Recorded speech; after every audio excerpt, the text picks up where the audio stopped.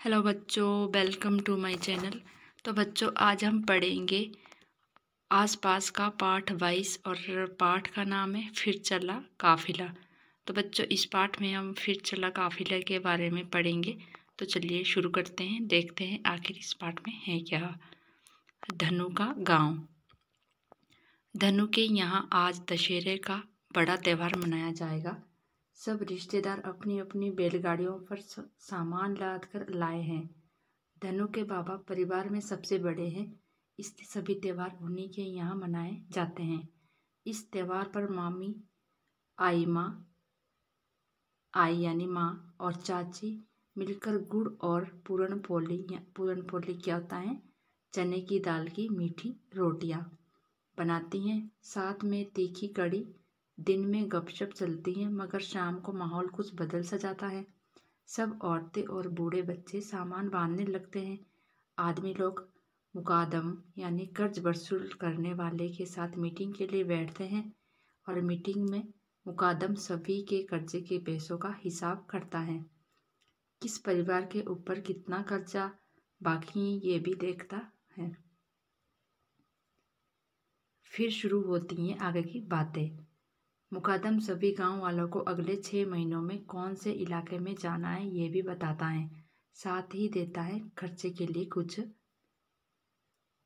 पैसे।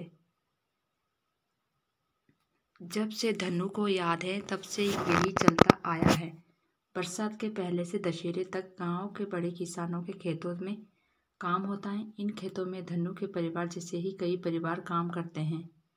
इस कमाई से उनका इन महीनों का खर्चा चल जाता है, पर बाकी के कुछ महीने जब बरसात नहीं होती तब खेतों में भी काम नहीं होता।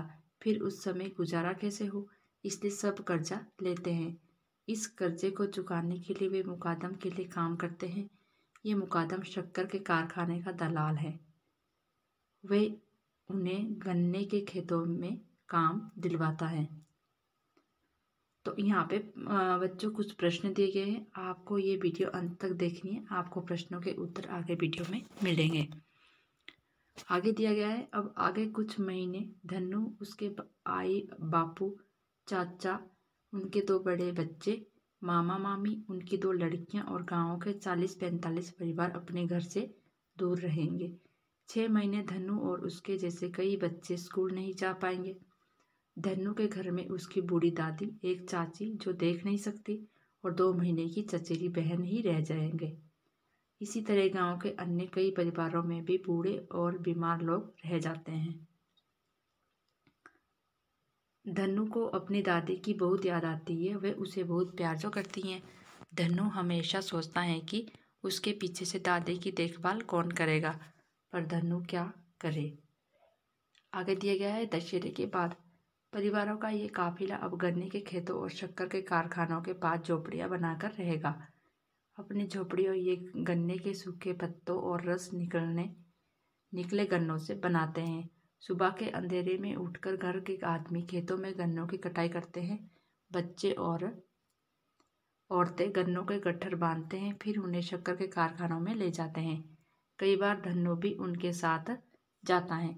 कारखानों के बाहर कभी कभी 2-3 रातें बैलगाड़ियों पर गुजारनी पड़ती हैं।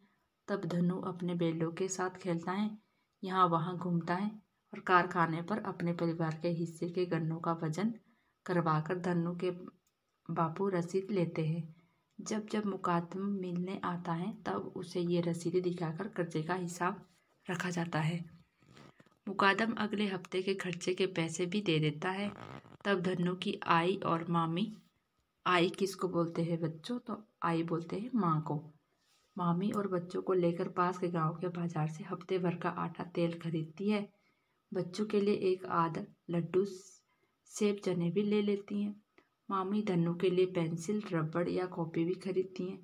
धनु मामी का लाडला जो है, पर 6 महीने तो ये चीज़ें धनु के पास के काम ही नहीं आ पाती।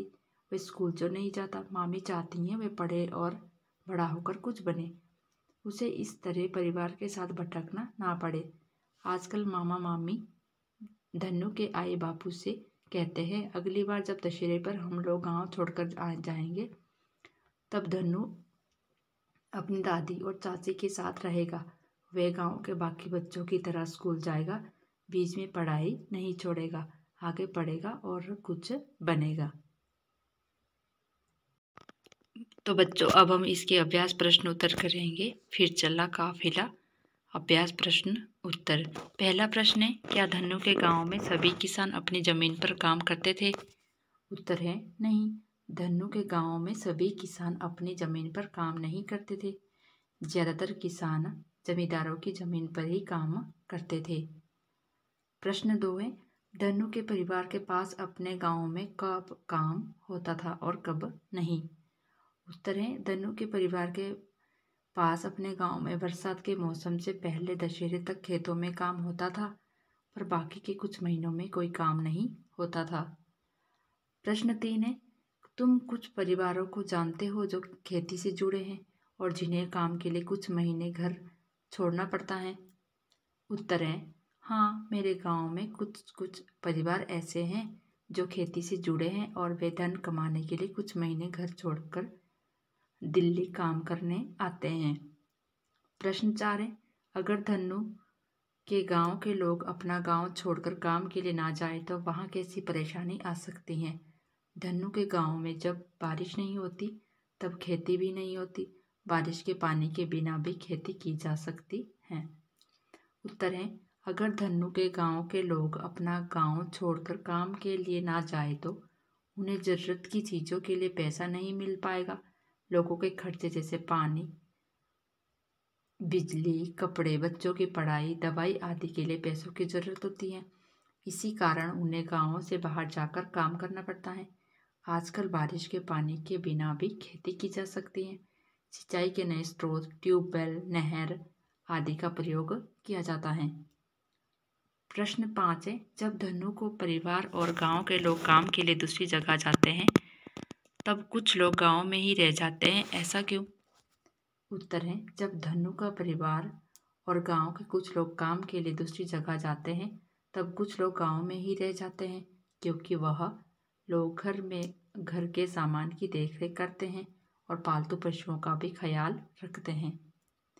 प्रश्न 6 है, जब धनु और उसके जैसे कई बच्चे 6 महीने तक गांव छोड़कर चले जाते हैं तब गांव के स्कूल में क्या होता होगा? उत्तर है, जब धनु और उसके जैसे कई बच्चे 6 महीने तक गांव छोड़कर चले जाते हैं तो गांव के स्कूल में सिर्फ अमीर जमींदारों और साहूकारों के ही बच्चे रह जाते होंगे और वे ही पढ़ते होंगे। प्रश्न से, तुम्हारे घर के लोग जब गांव के लिए घर से बाहर जाते हैं तो बुजुर्गों और बीमारों की देखभाल के लिए घर में क्या इंतजाम होता है? उत्तर है, हमारे घर के लोग जब काम के लिए घर से बाहर जाते हैं तो बुजुर्गों और बीमारों की देखभाल के लिए घर में महिलाएं होती हैं, नहीं तो कभी कभी नौकर रख लिए जाते हैं। प्रश्न 8 है, मम्मी क्यों चाहती हैं कि धनु साल भर स्कूल जाए और पढ़ लिख कर कुछ बन जाए? उत्तर है, मम्मी चाहती हैं कि धनु साल भर स्कूल जाए, पढ़ लिख कर कुछ बन जाए और धनु को जीवन में किसी तरह की परेशानी ना झेलनी पड़े और गरीबी से छुटकारा भी मिले। प्रश्न 9 है, जब तुम्हें लंबे समय के लिए स्कूल नहीं जा पाते हो तो क्या होता है? उत्तर है, जब हम लंबे समय तक स्कूल नहीं जा पाते तो हमारा नाम स्कूल से कट जाता है और इससे पढ़ाई का नुकसान उठाना पड़ता है। प्रश्न 10 है, धनु 6 महीने के लिए जहाँ गांव वालों के साथ जाता है वहाँ पढ़ाई का इंतजाम किया जा सकता है, कैसे? उत्तर है, धनु 6 महीनों के लिए गांव वालों के साथ जाता है, वहाँ के नज़दीक स्कूल में जा सकता है, नहीं तो वे किसी शिक्षक के यहाँ दूसरे बच्चों के साथ जाकर पढ़ सकता है। प्रश्न 11 है, ऐसे कुछ और भी काम हैं जिनके लिए लोगों को कई महीनों तक अपने घरों से दूर रहना पड़ता है। किताब से उदाहरण ढूंढो और लिखो। उत्तर है, कुछ लोग नौकरी या व्यापार के कारण कई महीनों तक घर से दूर रहते हैं और कुछ बच्चे शिक्षा प्राप्त करने के लिए भी घरों से दूर रहते हैं और अपनी शिक्षा पूरी करते हैं। प्रश्न 12 है, अलग अलग किसानों के जीवन में क्या समानताएं और क्या फर्क हैं? उत्तर है, अलग अलग किसानों की समानताएं, जैसे कि ज़्यादातर किसान खेती पर निर्भर होते हैं। किसानों के परिवार के ज़्यादातर लोग खेती पर निर्भर होते हैं और ज़्यादातर किसान खाद जमीन, खाद बीज आदि खेती के लिए बैंक में साहूकारों से कर्ज लेते हैं। 4 है, आज भी अधिकतर किसान अनपढ़ हैं, जिसके कारण वे गरीब हैं और काफ़ी परेशानियां झेलते हैं और काफ़ी पिछड़े हुए हैं।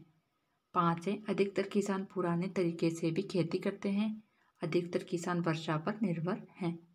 तो ये तो हुई इसकी समानताएं। आगे देखते हैं किसानों में अंतर। कुछ किसानों के पास अपनी ज़मीन होती है और कुछ किसानों को दूसरों की ज़मीन पर काम करना पड़ता है। 2 है, कुछ किसान सिंचाई के लिए आधुनिक खाद साधनों का प्रयोग करते हैं। कुछ किसान अलग अलग तरह की फसल उगाते हैं और कुछ किसान एक जैसे फसल उगाते हैं। 4 है, कुछ किसानों के यहाँ पर बरसात अच्छी होती है और कुछ के यहाँ नहीं होती है। तो ये तो ही कुछ किसानों में अंतर। तो बच्चों, इसी के साथ हमारा आज का पाठ 22 फिर चला काफिला के अभ्यास प्रश्नोत्तर समाप्त होते हैं। अगर आपको वीडियो अच्छी लगी हो तो वीडियो को लाइक और शेयर करना, चैनल को सब्सक्राइब करना। Thanks for watching.